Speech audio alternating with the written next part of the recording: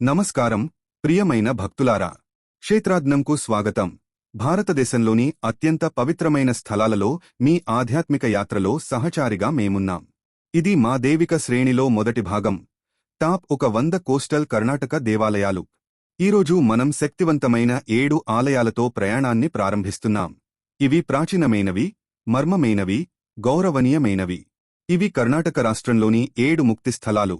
ఇవి కేవలం ఆశీర్వాదాలను మాత్రమే కాదు, మోక్షాన్నే ప్రసాదించే దేవాలయాలు. ముక్తి స్థలాలు అంటే ఏమిటి?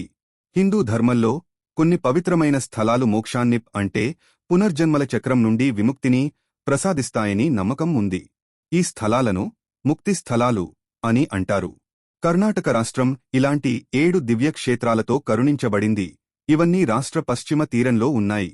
ప్రతి క్షేత్రం లోతైన ఆధ్యాత్మిక శక్తిని ప్రసరిస్తూ పూర్వకాల తపస్సు, కృప మరియు దేవీయ చర్యలతో కూడిన పురాణాలను కలిగి ఉంది.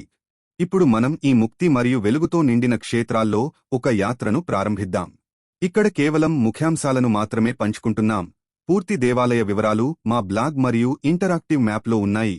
లింక్ వివరణ బాక్స్లో ఉంది. 7 ముక్తిస్థలాలు. 1. కొల్లూరు మూకాంబిక శక్తి ముక్తిస్థలం. పడమటి ఘాట్ పర్వతాల ఒడిలో సన్నటి అడవుల మధ్యలో వెలసిన కొల్లూరు మూకాంబికా దేవాలయం ఒక పవిత్రమైన శక్తి పీఠంగా ప్రశస్తి పొందింది. ఇక్కడ మూకాంబికా తల్లి మహాసరస్వతి, దుర్గాదేవి రూపాలలో ప్రత్యక్షమే జ్ఞానాన్ని, ఆధ్యాత్మిక శక్తిని ప్రసాదిస్తారు. పురాణాల ప్రకారం ఆదిశంకరాచార్యులు స్వయంగా ఇక్కడ విగ్రహాన్ని ప్రతిష్ఠించి తపస్సు చేశారు. ఇక్కడికి భక్తులు జ్ఞానం, విద్యలో విజయం మరియు ముఖ్యంగా మోక్షం కోసం వస్తారు. 2. ఉడుపి శ్రీకృష్ణమఠం భక్తి ముక్తి స్థలం. కర్ణాటక రాష్ట్రంలో వైష్ణవ భక్తి కేంద్రంగా ప్రసిద్ధమైన ఉడుపి శ్రీకృష్ణ దేవాలయం 13వ శతాబ్దంలో శ్రీ మధ్వాచార్యుల చేత స్థాపించబడింది.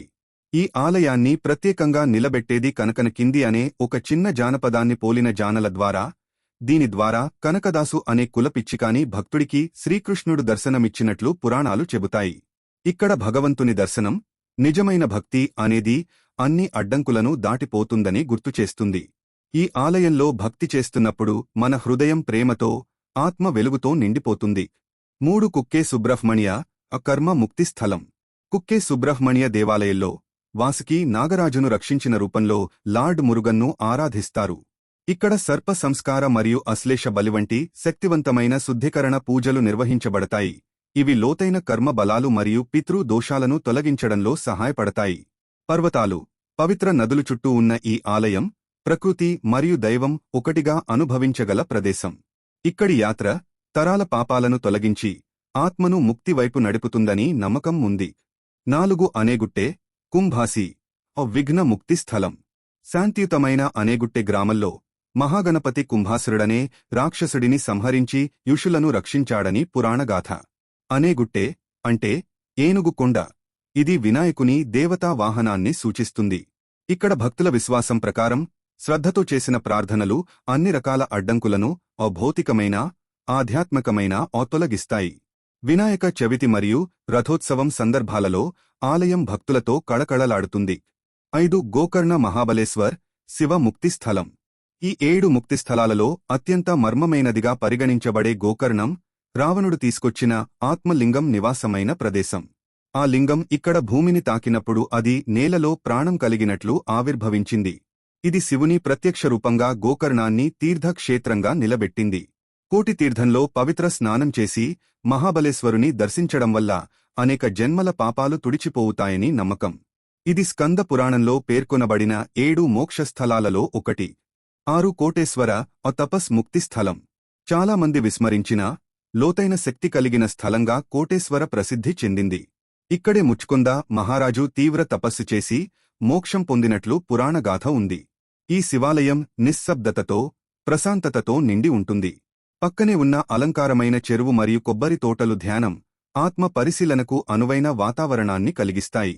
ఈ క్షేత్రానికి భక్తులు ఉకాంతం, స్పష్టత మరియు అంతర్గత శరణాగతి కోసం వస్తారు. 7. శంకరనారాయణ అద్వైత ముక్తి స్థలం. శంకరనారాయణ దేవాలయంలో దేవత్వం వేరు వేరు కాదు. ఇక్కడ శివుడు మరియు విష్ణువు ఒకే లింగంలో ఆరాధించబడతారు. ఇది అద్వైత తత్వాన్ని అందంగా ప్రతిబింబిస్తుంది. అక్కడ భిన్నతలలో కాదు, ఒకత్వం, జ్ఞానం మరియు సమర్పణలో మోక్షం ఉంటుంది. ముగింపు. ఈ ముక్తి స్థలాలు కేవలం దేవాలయాలు కాదు. ఇవి ఒక దారి, భక్తి దేవత్వాన్ని తాకే స్థలాలు, మౌనం శరణాగతిగా మారే పుణ్యభూములు. మీ యాత్ర ఈ పవిత్ర స్థలాలకు స్పష్టత, ప్రశాంతత మరియు మోక్షాన్ని అందించాలి అని మనసారా కోరుకుంటున్నాం.